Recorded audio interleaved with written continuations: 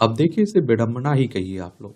अभी तक तो इंसान को, किसी व्यक्ति को ही ये सब बातों का सामना करना पड़ता था कि आप किस जाति के हैं, किस समुदाय के हैं, किस धर्म के हैं, किस राज्य के हैं, किस देश के हैं।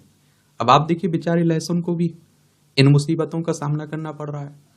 अब उसे भी ये मालूम नहीं चल रहा है कि आखिर वो सब्जी में आता है या मसाला में आता है। और मध्य प्रदेश के उच्च न्यायालय ने इसी पर एक फैसला दिया है। उसी के बारे में बात करते हैं और जानते हैं कि आखिर जो लहसुन है वो सब्जी है या मसाला है। और लहसुन के वर्गीकरण के बारे में उच्च न्यायालय का क्या फैसला है, उस पर भी बात करेंगे। उस केस की शुरुआत कहाँ से हुई है, उसे भी हम लोग देखेंगे। और लहसुन के संदर्भ में कुछ महत्वपूर्ण तथ्य भी हैं, उन तथ्यों पर भी हम लोग बात करेंगे। एक बार मध्य प्रदेश को देख लीजिए। ये देखिए, हमारा प्यारा भारत है, इसमें आप देखिए मध्य प्रदेश है, भोपाल इसकी राजधानी देखने को मिलेगी। अंतर्राज्यीय सीमा इसकी उत्तर प्रदेश, राजस्थान, गुजरात, महाराष्ट्र, छत्तीसगढ़ से लगती है। विधानसभा में 230 सीटें हैं, राज्यसभा में 11 सीटें हैं, लोकसभा में 29 सीटें हैं। तो आप देखेंगे कि भारत भर के रसोई घरों में प्रयोग होने वाला लहसुन हाल ही मध्य प्रदेश उच्च न्यायालय में कानूनी मतभेद का केंद्र बन गया।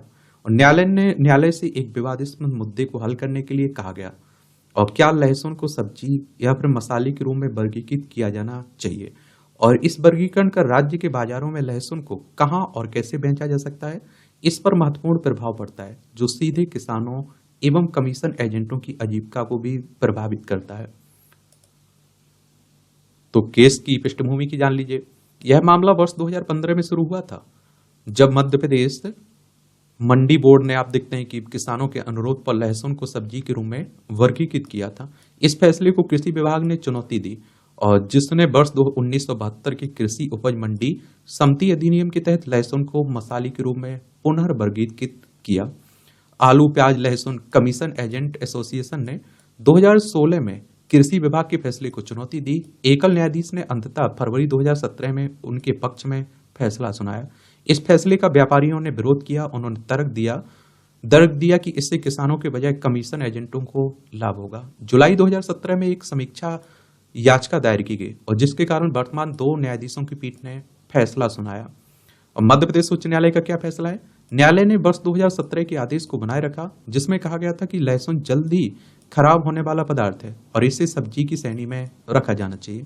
न्यायालय के इस निर्णय से लहसुन को सब्जी और मसाला दोनों बाजारों में बेचने की अनुमति मिल गई, और जिससे व्यापार में लचीलापन आएगा और किसानों को संभावित रूप से बेहतर कीमतें मिलेंगी। इसके निहितार्थ क्या है? किसान अब सब्जी और मसाला दोनों बाजारों में लहसुन बेच सकते हैं, और जिससे आप देखते हैं कि उनके मूल अवसर में वृद्धि हुई है, और कमीशन एजेंट सब्जी मसालों बाजारों में लहसुन के लिए बोली लगा सकते हैं, और जिससे प्रतिस्पर्धा बढ़ेगी और किसानों एवं व्यापारियों को लाभ होगा। लहसुन वर्तमान में अब तक के उच्चतम मूल्य पर है, और इस निर्णय से इसके बाजार मूल्य में और भी वृद्धि होने की उम्मीद है, महंगा होने की उम्मीद है। लहसुन के बारे में कुछ पॉइंट देख लीजिए।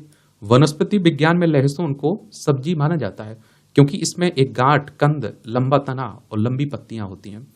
लहसुन और प्याज की विशिष्ट गंध सल्फर युक्त रसायनों की उपस्थिति के कारण होती है।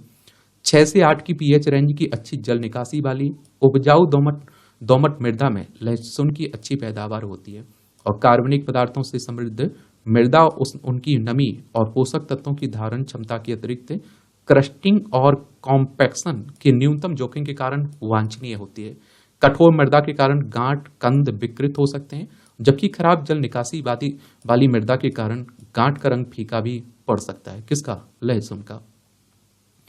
लहसुन समुद्र से आप देखिए 1200 से 2000 मीटर की ऊंचाई पर उगता है, और वृद्धि के दौरान ठंडी नम जलवायु और परिपक्वता के दौरान गर्म शुष्क मौसम की आवश्यकता होती है।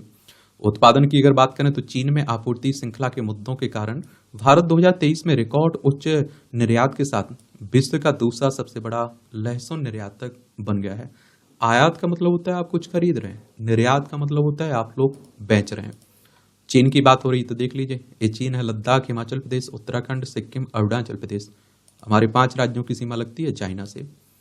भारतीय लहसुन फ्लेक्स पश्चिमी एशियाई देशों में अधिक लोकप्रिय हो गया है, और संयुक्त राज्य America, Malaysia, Brazil, Germany, United kingdom Bharat के मुख्य लहसुन निर्यात बाजार हैं। भौगोलिक संकेतक भी देख लीजिए। संकेत मध्य प्रदेश का जीआई टैग वाला लहसुन रियावान लहसुन अन्य किस्मों की तुलना में अपनी उच्च उपज, तीखे और प्रबल स्वाद और अधिक तेल सामग्री के लिए प्रसिद्ध है। कोडाई कनाल मलाई पुंडू पहाड़ी लहसुन तमिलनाडु का एक जीआई टैग वाला लहसुन है जो अपनी एंटीऑक्सीडेंट और रोगाणु रोधी क्षमता के कारण औषधीय और संरक्षक गुणों के लिए जाना जाता है, जो कि लहसुन की किस्मों की तुलना में ऑर्गेनोसल्फर यौगिकों, फेनॉल और फ्लेवोनोइड्स की उच्च मात्रा की उपस्थिति के कारण है।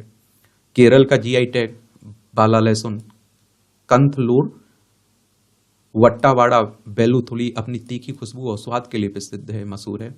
और कंथलूर और वट्टावाड़ा के ऊंचे इलाकों में उगाया जाने वाला यह छोटा सा लहसुन अपने औषधीय गुणों और पाक कला में इस्तेमाल के लिए मशहूर भी है। ये आप देख लीजिए, ये है तमिलनाडु, चेन्नई इसकी राजधानी है।